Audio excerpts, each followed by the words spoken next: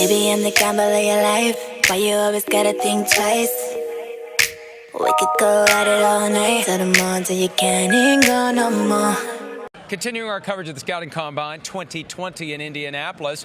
Joining us now, a guy whose team has come a long way in just a few years. He's Brian Gutekunst, general manager of the Green Bay Packers. Congratulations on the success, and thanks again for some of your time. Appreciate it. Thanks for having me.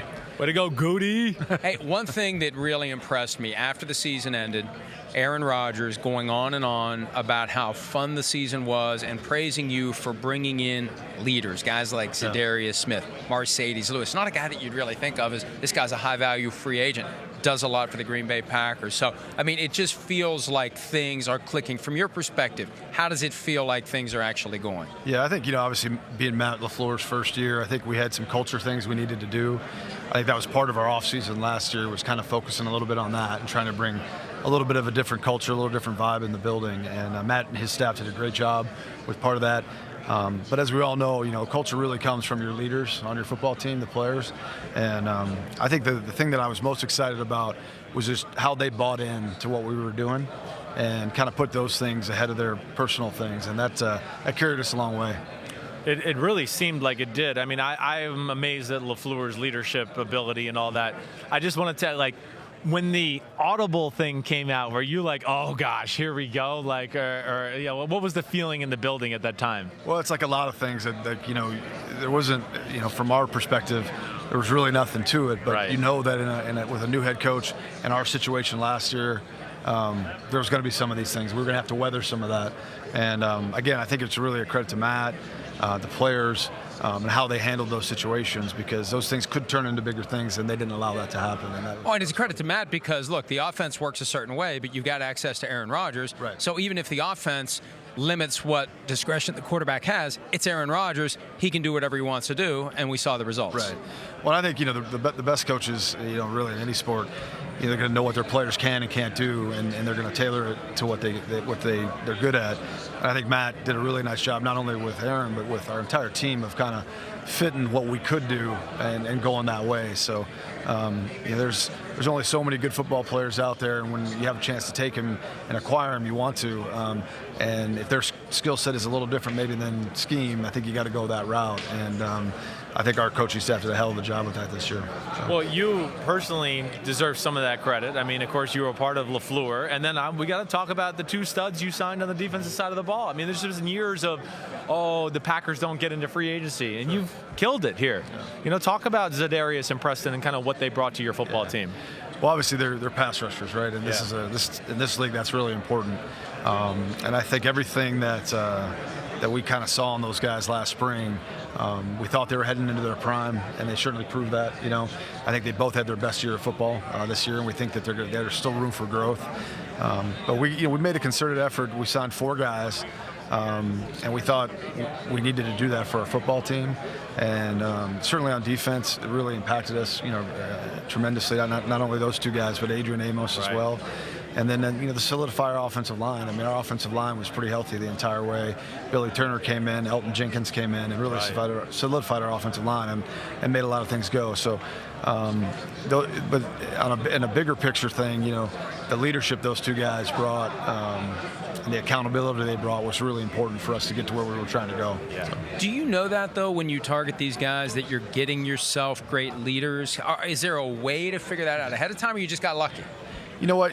You do a lot of work, and you use a lot of our scouts do a great job, trying to find these things out. But at the end of the day, you don't really ever know when you bring a player into your building exactly how they're going to react. It's a new environment. It's different players around them.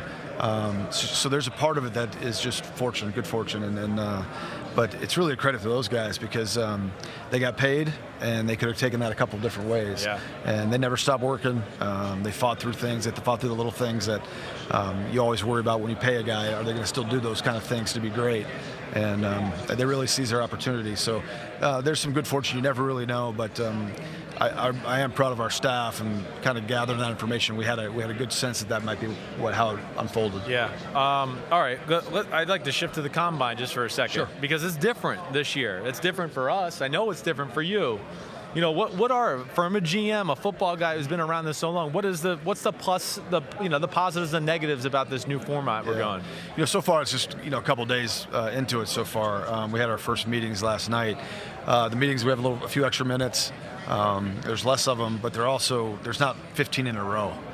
Sometimes when you get to those 15 interviews in a row, you're trying to remember what the first 2 were. Right. There's more time, I think, to kind of get to reflect and kind of like actually take in what just happened. Yeah. Because I think we had 6 last night, we have 9 tonight. So I like that part of it. Right. A little bit more time to spend with the players. Early on here, there's been a little bit more pockets for us to kind of digest some stuff. But so far so good. I know that the informal interviews I've heard, I haven't been down there, but I've heard have gone well. A little bit more organized. So far I think the changes have been really positive. Ask me at the end of the week. We'll see. Yeah, right. But you think this workouts at prime time and thing is going to be a good thing? Does that disrupt your life at all in any way? Not for me. I wonder sometimes how the players are going to feel about sitting around all day before they go out and test. Right. I think optimally you want to do that sometime mid-morning. Yeah. So that'll be interesting to kind of see the choices they make. But for us in our process so far, it hasn't really changed anything. Well, your CEO, Mark Murphy, is a member of the competition committee. I'm exploring the rumor that he's trying to ensure that the Packers never have to play in California again after what happened last year. Yeah. Looking back on that, what do you do organizationally? Because we had Zadarius Smith at the Super Bowl, and he was candid. Right. I wasn't ready to play in the Super Bowl or in the NFC Championship game at San Francisco. I had teammates who weren't ready.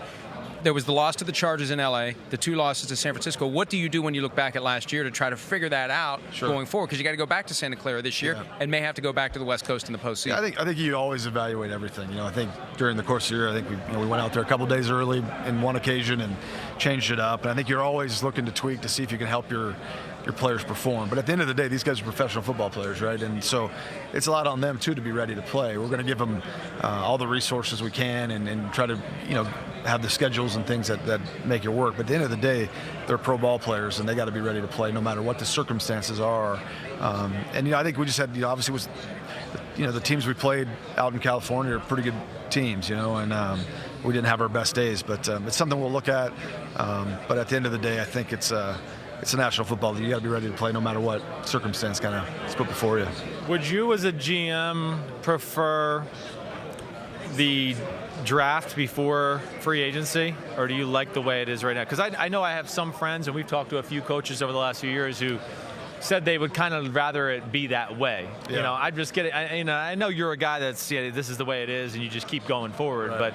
But is there any truth to that, you think? Yeah, I haven't put a lot of thought into that, but I think with the draft, the way we've always looked at it, it's a long-term investment. Yeah. You got to be careful about trying to fill needs through the draft. Right. So I don't know if it really would change a whole lot about how we approach it. Okay. Right. All right, that's good. All right, one more combine one for you, because I know you're a historian in a lot of ways. Like, give me one guy, workout-wise, where you just were like, I can't believe what I just saw over the years. Anybody that just you put in that short list of like Goody's Hall of Fame in the workout? Yeah, the one that just immediately stands out is Byron Jones' broad jump. That's right. If you've ever had a chance to watch it, it's insane. Yeah, you have to watch it a bunch of times to see if it's real. Right. But there's obviously been some, some pretty impressive performances. I think John Ross's 40, a couple of years ago was, right. But Byron Jones's broad jump was something I'll never forget. Yeah, we were talking about it earlier. Who stunned you the most that didn't pan out based on what you saw out of him in the combine? A guy that you're like, hey, this guy's a star, and it just didn't work out all time. Yeah, that's tough. He's not going to let us know. He's never missed a player ever. Right, He's the GM of the Packers, right? It didn't have to be a guy he drafted. Just anybody that you saw and thought this guy's going to be a superstar, and it just didn't work out. Like a Mike Mamula type of a guy. Yeah, that's I'm just kind of drawing a blank right now. But it's I've had plenty of swings and whiffs. So there's no doubt about it. Yeah, you're gonna have it. Isn't that amazing, though? That's the thing about this process. No matter how much time is spent, no matter how much money is allocated to it, at the end of the day, it's still a crapshoot. Why is that? I think you're dealing with human beings, and like we touched on it earlier, we were talking about the free agents. They're super successful in their environment that they're in, and when you take them out of that environment, so many things change for them. And how they go about it, is it the same drive? Was the destination to be drafted? Yeah, there's so many things that, and we do all this work, and you think it would be a little bit better odds, but it's just not. And obviously, there's injury factors too that I think nobody looks back and realizes that there's a lot of injury things that really prevent these guys from reaching their potential. But I think it's human beings, and it's we always talk about if you're batting 300, you're probably doing pretty good. Yeah. Well, you brought up a point that I think about a lot, and because I had players in my Texas team like this, their goal was to get to Texas. Right. They never thought of the NFL. Right. When you have an interview with a guy like that where he's like, oh, my goal was just to get to you, is that a little bit alarming? Oh, yeah, sure. It is, for sure. Yeah, I think, you're always looking for their driver. Yeah. Like why they do what they do, and if their driver was to get to the NFL, right, and that's it. You feel like they got it. Yeah, so. Right. But yeah, there's also so many instances of guys that you never thought had a chance to make it because of whether it's off the field stuff or whatever, and they do. So I think you try to take each individual player and kind of figure out how they're going to fit with your club, right, and if our environment is the right environment for them, and so forth. Yeah. Last one for you. Aaron Rodgers was phenomenal this year. Yeah. Wrong side of 35. How long do you think he's going to be able to keep playing at this level? Yeah, I hope he outlasts me. You know what I mean? Like, if he could continue to play at the level he's playing at, I think you're seeing obviously Drew Brees, Tom Brady go to level, to ages that we haven't seen before, and with the way Aaron takes care of his body, with the physical gifts that he has, I mean, he's throwing the ball as well as ever, and I think he's pretty rejuvenated a little bit, and I'm excited for him to go as long as he can go. People have asked me a lot over the last couple of days about, would you take a quarterback? And of course we would, because we're always in the quarterback business. But we got one of the best in the business ever done it. Yeah. And, we're going to ride that as long as we can, Ride it. Oh, Aaron Rodgers. It really was amazing, though, to hear him after a playoff loss, season's over, and he went on and on about how it's fun again. Yeah.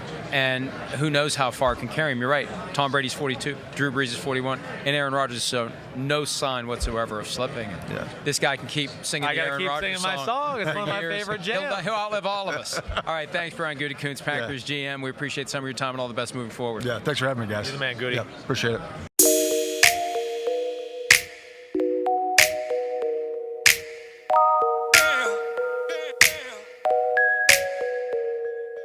Baby, I'm the gamble of your life.